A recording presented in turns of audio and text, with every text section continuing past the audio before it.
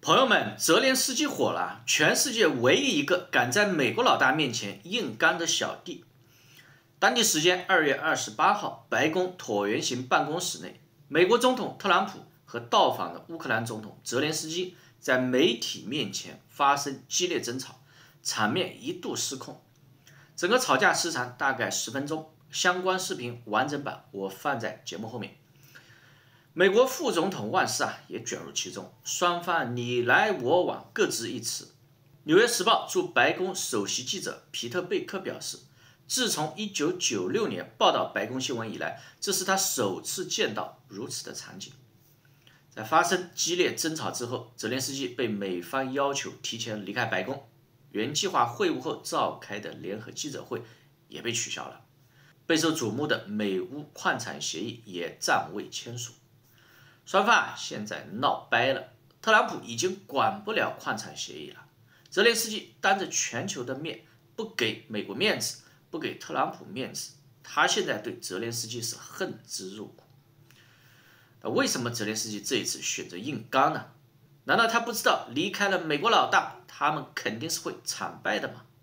他当然知道，所以他说和俄罗斯停战可以，矿产给美国也可以，但是需要获得美国的安全保障。但是现在特朗普不愿意给啊，他只想拿到矿产的好处就退出，这不矛盾就来了呀。坦白说泽连斯基的这个要求是个合情合理的要求，毕竟如果没有安全保障，俄罗斯随时可以撕毁协议继续进攻，到时候特朗普肯定说继续进攻那我可不管你了，反正矿产我拿到了就行。那泽连斯基是不是被耍了呢？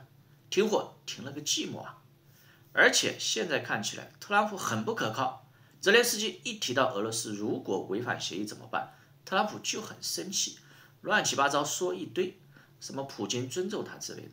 谁都能看出来，一旦签了没有任何安全保障的停火协议，那乌克兰真的就完蛋了。既然签不签协议乌克兰都是完蛋，那还不如硬刚到底这一次白宫吵架闹剧，其实我看到的最核心的一点不是表面的争吵，而是美国掌控力的巨大滑坡。连一个身处战争中没牌可打的小弟都敢跟美国拍桌子不妥协。美国战略收缩刚迈出第一步就被小弟当众羞辱，这当中肯定有泽连斯基性格刚烈、狗急跳墙的原因。但更重要的是，美国背叛了自己的小弟，引来的人心崩塌。可想而知只要美国持续的收缩，影响了小弟的国家利益，那么未来会有更多的小弟敢跟美国拍桌子，美国霸权就在这一次次的出丑中加速崩溃，很快就会消磨殆尽。从这一点上看，泽连斯基这一次干得好。For 4 years in the United States of America, we had a president who stood up at press conferences and talked tough about Vladimir Putin, and then Putin invaded Ukraine and destroyed a significant chunk of the country. The path to peace and the path to prosperity is maybe engaging in diplomacy. We tried the pathway of Joe Biden of thumping our chest and pretending that the President of the United States' words mattered more than the President of the United States' actions. What makes America a good country is America engaging in diplomacy. That's what President Trump is doing. Can I ask you? Sure. Yeah? Yeah. Okay.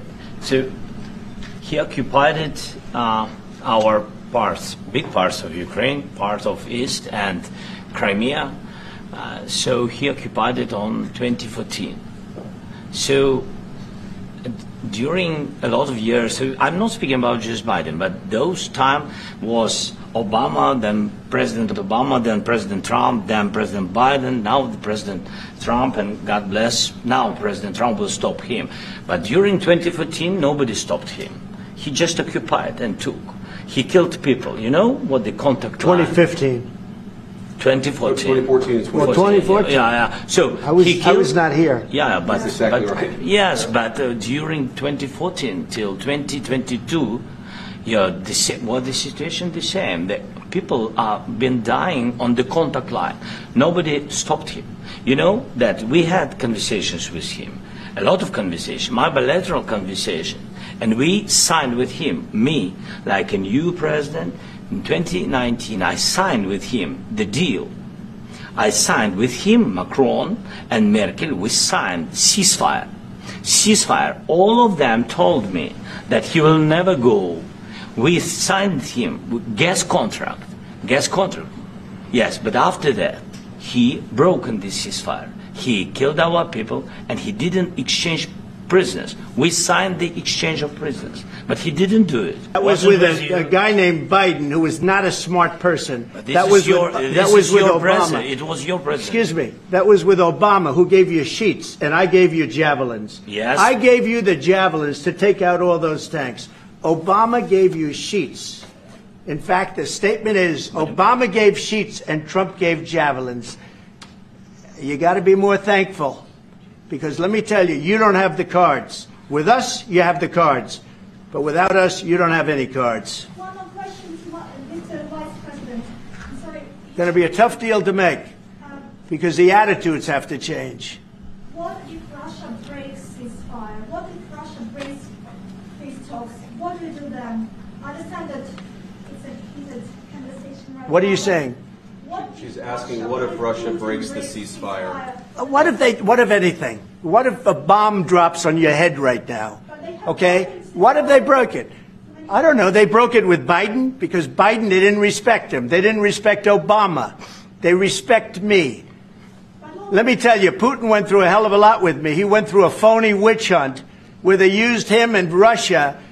Russia. You ever hear of that deal? That was a phony Hunter Biden, Joe Biden scam. Hillary Clinton, Shifty Adam Schiff. It was a Democrat scam.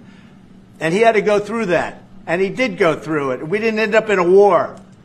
And he went through it. He was accused of all that stuff. He had nothing to do with it. It came out of Hunter Biden's bathroom. It came out of Hunter Biden's bedroom.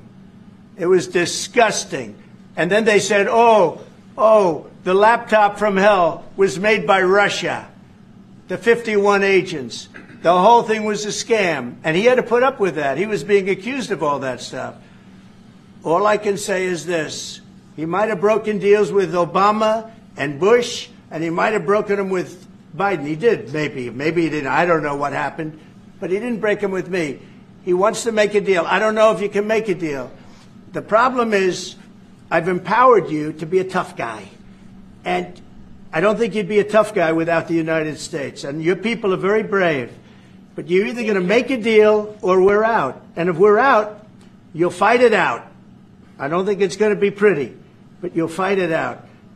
But you don't have the cards. But once we sign that deal, you're in a much better position. But you're not acting at all thankful. And that's not a nice thing. I'll be honest, that's not a nice thing. All right, I think we've seen enough. What do you think? Huh? This is going to be great television, I will say that. All right. We'll see what we can do about putting it together. Thank you.